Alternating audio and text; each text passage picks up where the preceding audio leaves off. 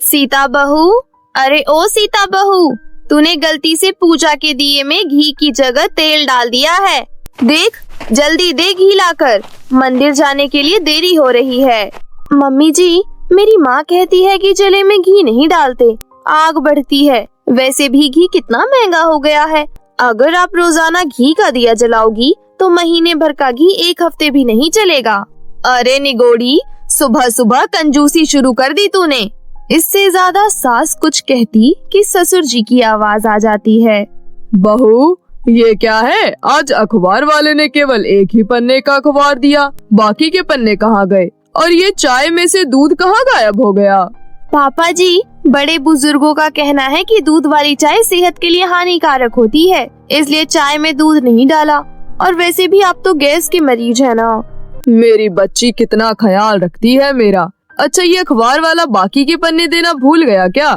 अरे नहीं पिताजी, आपको अखबार पढ़ने में दिक्कत होती है ना, इसलिए मैंने उसको बोला कि जो खबर ज्यादा इम्पोर्टेंट हो वही पन्ना देना बस। और पता है पिताजी, उसने 10 रुपए का अखबार मुझे सिर्फ 1 रुपए में दे दिया। मैंने महीने में अखबार के पीछे कुल 270 रुपए की बचत की है। देखो शांति, बहू मेरा कितना ख्याल रखती है। इतना तो तुमने 40 सालों में मेरे बारे में सोचा तक नहीं, जितना बहू 4 महीने में मेरा ख्याल रखने लगी है। कंजूस कहीं की, चिकनी चुपड़ी बातों में चूना लगा रही है और इनकी समझ में नहीं आ रहा। फिर सास मुंह बनाकर मंदिर के लिए चली जाती है। वहीं शाम के समय जब बहू घर के खर्च का हिसाब कर रही होती है, ये क्या, इस महीने मैंने सिर्फ 10 रुपए की बचत की है। नहीं नहीं नहीं, ऐसा रहा तो मेरी इनकी कमाई तो पूरी की पूरी लुट जाएगी। बचत ज्यादा करना होगा मुझे। इस घर में पैसे तो पानी की तरह बहाए जाते हैं। वहीं अगले दिन से सीता मिशन पैसे बचाओ कंजूसी बढ़ाओ अभियान पर लग जाती है। और शाम के समय जब सभी खाना खा रहे होते हैं, सीता, ये दाल में नमक कम क्यों है? हाँ बहू, और ये रोटी आधी कच्ची आधी पक्की क्यों है? हमारे घर में तो आरओ लगा है बहू, तो पानी में भी अजीब सी गंध क्यों आ रही है? लाइए दिखाइए माँ जी। नहीं तो कोई भी गंध नहीं आ रही है इसमें से तो। फिर बहू दाल और रोटी भी खाकर चेक करती है। पिताजी, श्याम जी, सब कुछ तो बढ़िया बना है। आप लोगों को खाना नहीं खाना तो कम से कम मेरे बनाए खाने का अपमान तो मत करिए। कितने प्यार से खाना बनाया मैंने आप लोगों के लिए। अरे रो मत पगली, हम तो बस बता रहे थे। रो मत बहू, ठीक बना है खाना। माँ बाप के सामने कोई लाज शर्म नहीं बची, हर जगह बस प्यार दिखाना होता है। फिर सभी गैर मन से खाना खाकर अपने अपने कमरे में सोने चले जाते हैं। वहीं रात में अचानक से लाइट चली जाती है। ओहो, कितने मच्छर काट रहे हैं। सीता, सीता, एसी क्यों बंद कर दिया? ए जी, लाइट चली गई है। इस तरह पूरी रात सभी घर वालों को बिना लाइट के ही सोना पड़ता है, जिससे मच्छर काट काट कर उनका बुरा हाल कर देते हैं। और सुबह होते ही सीता जल्दी से उठकर मेन स्विच ऑन कर देती है और पूरे घर में फिर से लाइट आ जाती है। वहीं पूरी रात ना सोने के कारण श्याम और बाकी घर वाले दिन में देर तक सोते हैं और उन्हें अपने अपने कामों के लिए भी लेट हो जाता है। सीता, जल्दी से टिफिन पैक कर दो, बहुत देर हो गई है। ए जी, मैं भी तो देर से उठी हूँ। एक काम करो, आज ना जैम और ब्रेड लेते जाओ, कल से पक्का टाइम पर टिफिन बना दूंगी। अच्छा ठीक है। फिर श्याम गैर मन से वहाँ से चला जाता है। उसके बाद सीता, वाह सीता, क्या आइडिया लगाया है। ऐसे में तो रात भर जो एसी बिजली खींचता है उसके पैसे बच जाएंगे और तो और दिन में सब देर तक सोएंगे तो ब्रेकफास्ट और लंच भी बच जाएगा। फिर डायरेक्ट शाम को डिनर। वाह, ये तो सही तरकीब निकाली है मैंने। और इस तरह सीता बचत के चक्कर में दिन ब दिन कंजूसी करती रहती है। फिर एक दिन, माँ जी, मैं बाजार जा रही हूँ, राशन और सब्जी खत्म हो गई है ना। ठीक है, जा, समय से आ जाना। शाम को मेरी कुछ सहेलियाँ खाने पर आ रही हैं, तो खाने में कुछ अच्छा बना देना। ठीक है सासू माँ, आज तो ऐसा खाना खिलाऊंगी इन्हें कि कभी भी ये औरतें दूसरों के घर का बजट बिगाड़ने नहीं जाएंगी। इतना सोचकर सीता मार्केट चली जाती है। भैया, ये सब्जी कैसे दी? बहन जी, 40 रुपए पाव। और वो साइड में जो सब्जी रखी है वो कैसे दी? दीदी, वो तो फेंकने के लिए रखी है, आधी सड़ी गली है। अरे भैया, इतनी अच्छी सब्जी आप फेंक दोगे? ना ना ना ना ना, ये तो माता अन्नपूर्णा का अपमान करना हुआ। एक काम करो, ये लो 10 रुपए और ये सारी सब्जी मुझे दे दो। मैं तो वैसे भी फेंकने वाला था, ले जाने दो, मेरा ही काम कम हुआ।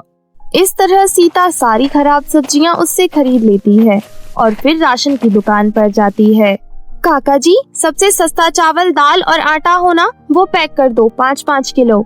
लेकिन बेटा, सबसे सस्ता वाला तो जानवरों के खाने में मिलाने के लिए रखा हुआ है, कुछ लोग आकर लेकर जाते हैं। हाँ तो काका, जानवरों के लिए ही तो मांग रही हूँ, लाओ अब जल्दी से। फिर सीता कम पैसों में सस्ता वाला राशन लेकर घर आ जाती है और शाम के खाने की तैयारी करने लगती है। अब जब शाम के समय सास की सहेलियां घर आती है, अरे शांति बहन, घर तो बड़ा मस्त बनाया है तूने, लाखों रुपए लगे होंगे ना? लाखों? अरे पूरे 2 करोड़ रुपए लगे हैं इसे बनाने में। ओहो, 2 करोड़ रुपए? हाँ, हम हाई क्लास लोग हैं ना, अब शहर में कोठी होना आम बात थोड़ी ना है। सही कह रही हो शांति बहन, अब जो शहर के बाहरी इलाकों में रहते हैं उनके लिए तो लाख रुपया भी बड़ी बात है। क्यों रानी और कौशल्या? हाँ हाँ, सही बात है। अब ये सब छोड़ो बहनों, पानी पियो। सूखा पानी? अरे खाने के लिए कुछ मीठा नमकीन तो लाती बहू। आंटी जी, पानी सूखा नहीं है, गीला है, देखिए ना। फिर सभी चुप हो जाती हैं और चुपचाप पानी पीकर बातें करने लगती हैं। ऐसे ही 2 घंटे बीत जाते हैं। 2 घंटे हो गए, लेकिन कुछ खाने पीने को नहीं पूछा तुम्हारी बहू ने। हाँ हाँ, माफ करना बहन, अभी आई मैं। फिर सास रसोई में चली जाती है। अरे ओ माता जी, आज खाना मिलेगा या नाक कटवाएगी मेरी? मम्मी जी, मैं बहू जी हूँ, माता जी नहीं। और आप कोई सुर्पनेखा थोड़ी ना है जो मैं आपकी नाक काट लूंगी। अच्छा चलिए, लगाती हूँ खाना। जितनी लंबी जुबान है ना, उतना हाथ भी चला लिया कर। फिर शांति बाहर चली जाती है और बहू टेबल पर खाना लगाने लगती है। चलिए आप सभी खाना खाने आ जाइए, खाना लग गया है। फिर सीता सभी को खाना परोसने लगती है। अरे बहू, जरा टीवी तो चालू कर देना, चुगली सास बहू की सीरियल का समय हो गया है। तुम भी देखती हो? मैं भी देखती हूँ यार, कितना मजा आता है। सारे मोहल्ले की औरतें चुगली बतलाती हैं और सास बहू आपस में एक दूसरे से धोबी पछाड़ लड़ाई करती हैं। ये औरतें अपने सीरियल के चक्कर में मेरा नुकसान करवाएंगी। फिर सीता जाकर मेन स्विच का बटन बंद कर देती है, जिसके कारण एक बार फिर से घर में अंधेरा हो जाता है। ये कलमुही लाइट को भी अभी जाना था क्या? रोजाना रात को चली जाती है। लाइट तो पूरे शहर में हमेशा रहती है, अब देखो बाहर भी लाइट है, सिर्फ तुम्हारे घर की ही गई है। तभी शांति समझ जाती है कि ये सीता का ही काम हो सकता है।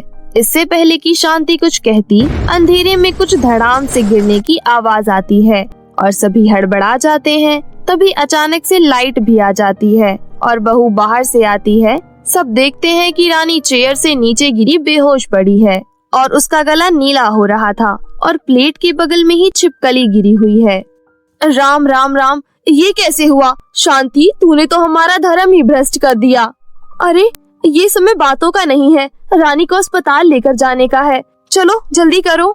फिर सभी रानी को हॉस्पिटल लेकर जाते हैं, जहां उन्हें पता चलता है कि खाने में छिपकली का जहर होने से रानी की हालत ऐसी हो गई है। यदि आप इन्हें सही समय पर ना लाती तो इनकी जान भी जा सकती थी। इतना सुनते ही सीता फूट फूट कर रोने लगती है। माँ जी, मुझे माफ कर दो, और आंटी जी आप भी, ये सब मेरी ही गलती है। जिसके बाद सीता सबको सारी बात बताती है। तब तक वहाँ श्याम और उसके ससुर भी आ जाते हैं और सभी सीता की कंजूसी के बारे में सुनकर उसे बहुत नाराज हो जाते हैं। ये लीजिए बचत के 50,000 रुपए आंटी जी के इलाज के लिए, अब से मैं कभी ऐसा नहीं करूँगी। जिसके बाद सीता का पछतावा देख सभी उसको माफ कर देते हैं और सीता अपनी कंजूसी की आदत छोड़कर एक अच्छी गृहिणी बनने की कोशिश में लग जाती है। नई बहू का जादुई अनोखा लहंगा। बिन तेरे सब सजा है, बिन तेरे कहाँ मजा है, याद पिया की आने लगी है भीगी भीगी रातों में। ये बन गई मेरी रील। अब मैं करूँगी इसे अपलोड और बन जाऊंगी रील क्वीन, और उसके बाद बनाऊंगी पतली कमरिया मोरी आए हाय हाय, तिरछी नजरिया मोरी आए हाय हाय। बस यही रील बनाकर फोन के आगे 10 तरह के मुंह बनाने आते हैं, लेकिन एक चाय बनाने तक नहीं आती। तेरे शक्ल देखकर तेरे ससुराल वाले अपना पेट भरेंगे। अरे माँ, क्या हर समय चालू रहती हो? क्या करना है बताओ? खाना बनाने के लिए तो एक नौकरानी भी आ सकती है। शर्म कर ले, 2 दिन में शादी है तेरी, तुझे खाना बनाना तक नहीं आता। चल मेरे साथ, तुझे खाना बनाना सिखाऊं। और ये ले अपना लहंगा संभाल कर रख। हाय माँ, मेरा लहंगा आ गया। ये तो वही लहंगा है जिसे पहनने के लिए मैं कब से बेकरार थी। आखिरकार आपने सव्यसाची से मेरे लिए लहंगा बनवा ही दिया। अब एक रील इस पर भी बनाऊंगी। अरे नालायक, अभी से मत पहन लहंगा वरना खराब हो जाएगा। माँ, आपने वो गाना सुना नहीं है क्या? माँ, आपने वो गाना नहीं सुना है क्या? ये मेरा लहंगा बड़ा है महंगा, इसे ना हाथ लगा। तभी सरिता अपनी बेटी के कान पकड़कर उसे रसोई में लाती है और कहती है, चुपचाप खाना बना। मुझे नहीं सीखना माँ। ये दाल बना और इसमें स्वाद अनुसार नमक और हल्दी डाल। तब कशिश 1 चम्मच हल्दी और चुटकी भर नमक डालती है और गैस पर रख देती है। माँ, मैंने रख दिया। 2-3 सीटी आएगी और दाल बन जाएगी। 10-15 मिनट में तो सीटी आएगी। तब तक क्यों ना मैं अपना लहंगा पहनकर एक रील बना लूं। हाँ, ये सही रहेगा। ऐसा कहकर कशिश लहंगा पहनकर रील बनाने लगती है। तू लिया दे मैनू गोल्डन झुमके, मैं कन्ना विच पावा चुम चुम के। मन चावे तू मैनू शॉपिंग करा दे, मन चावे रोमांटिक पिक्चर दिखा दे। रिक्वेस्टा पाइया वे, चिट्टियां कलाइया वे, ओ माही मेरी चिट्टियां कलाइया वे। ऐसा कहकर वो कशिश नाच ही रही थी कि सरिता उसे आवाज देती है, हे भगवान, सारी दाल जला दी। रसोई में तो है नहीं, थिरक रही होगी कहीं। हे भगवान, ये क्या हो गया मुझसे? मैंने दाल जला दी। अब तो माँ मुझे छोड़ेगी नहीं। डर की वजह से वो जल्दी से रसोई में जाने लगती है कि तभी एक कील में उसका लहंगा फंस जाता है और फट जाता है। हे भगवान, दाल की वजह से मेरा लहंगा भी फट गया। अब तो माँ मुझे और भी ज्यादा सुनाएंगी। शादी का इतना शौक है, लेकिन सच में मुझे खाना बनाना नहीं आता। मर गई मैं अब तो। माँ मुझे बहुत सुनाएगी। तभी वहाँ पर सरिता आ जाती है और कशिश को सुनाने लगती है। कशिश का फटा हुआ लहंगा देखकर वो उसे और भी सुनाने लगती है। बस इसी की कमी थी, 1 रुपए नहीं है मुझे अब तुझे कुछ भी दिलाने के लिए। अब इसी में शादी कर लियो। पर माँ, मैं वो। कशिश टेंशन में आ जाती है और फिर अपने लहंगे को लेकर सही करवाने के लिए चली जाती है कि तभी रास्ते में उसे एक बूढ़ी औरत दिखाई देती है जो कि अंधी होती है। वो औरत एक गाड़ी से टकराने वाली होती है कि तभी कशिश उस औरत को बचा लेती है। दादी, आप ठीक तो है ना? आपको कहीं लगी तो नहीं? नहीं नहीं, मैं बिल्कुल ठीक हूँ। तुम्हारा बहुत बहुत धन्यवाद। मेरे पास तुम्हें देने के लिए कुछ और तो नहीं है, लेकिन तुम ये रख लो। ऐसा कहकर वो अंधी औरत कशिश को एक थैला पकड़ा देती है। नहीं नहीं, मुझे कुछ नहीं चाहिए। तुम्हारी शादी होने वाली है और तुम्हें इसकी जरूरत पड़ेगी, इसलिए इसे रख लो। इसके बाद कशिश वो थैला लेकर आगे चली जाती है कि तभी वो कुछ सोचती है। अरे, उस बूढ़ी अम्मा को कैसे पता कि मेरी शादी होने वाली है? इसके बाद जब कशिश पीछे मुड़ती है तो वहाँ कोई भी नहीं था। फिर कशिश घर आ जाती है और उस थैले को पलटती है। जैसे ही वो थैले को पलटती है, उसे हूबहू अपने जैसा ही लहंगा उसमें मिलता है, जिसे देखकर वो बहुत ज्यादा खुश हो जाती है।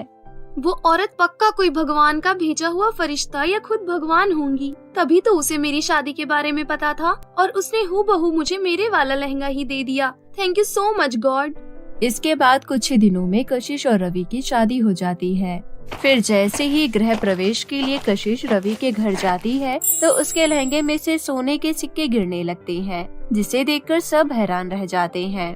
अरे भाभी, आप लहंगे में सोने के सिक्के लटका कर लाई थी क्या?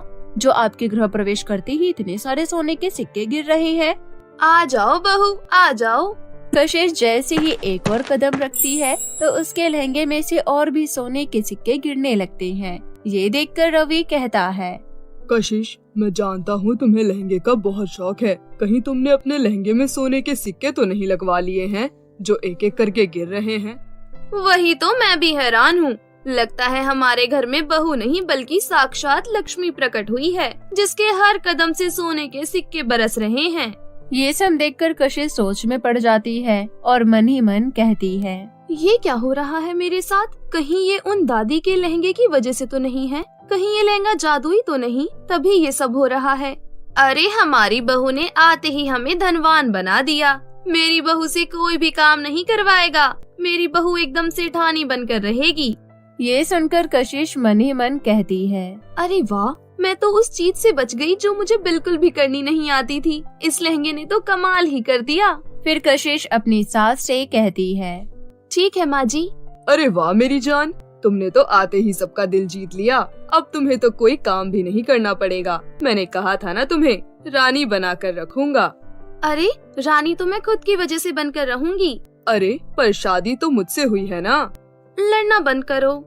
इसके बाद कशिश रवि के साथ अंदर अपने कमरे में आ जाती है और उसके लहंगे से सोने के सिक्के उछल उछल कर बाहर आते रहते हैं और एक कोने में इकट्ठे हो जाते हैं। इसके बाद अगले दिन कशिश उस लहंगे को बदलकर दूसरे कपड़े पहन लेती है, जिससे कि वो जादू भी खत्म हो जाता है, क्योंकि वो सारा जादू लहंगे के अंदर ही था। फिर कशिश एक झूले पर बैठी होती है और उसकी सास उसे हवा कर रही होती है।